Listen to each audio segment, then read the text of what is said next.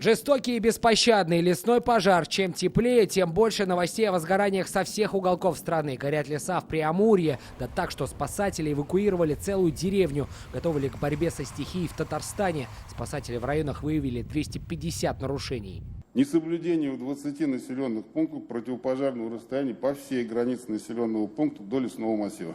Отсутствие или неисправность наружного противопожарного водоснабжения в 14 населенных пунктах. Достаточно жесткое санкционирование мы не применяем, но у пожарного надзора достаточно много, в том числе и штрафных инструментов для работы как с собственниками, так и должностными лицами.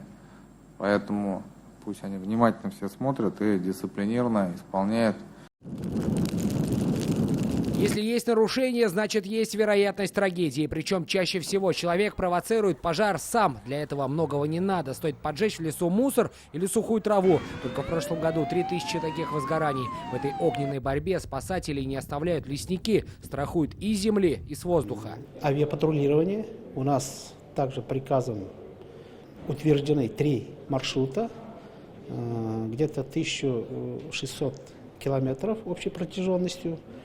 Также ведем наземное патрулирование. Не утешают и прогнозы метеорологов. Хуже всего это когда жарит солнце и нет осадков.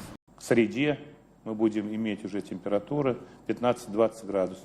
Соответственно, горимость лесов повсеместно поднимется до 3 класса. В лесу строго-настрого запрещено разводить костры, жарить шашлыки, курить. Это лишь часть ограничений, которые будут действовать со вступлением особого противопожарного режима. Он продлится с 25 апреля и по 10 мая. Соответственно, многим из нас придется пересмотреть свои планы на майские праздники.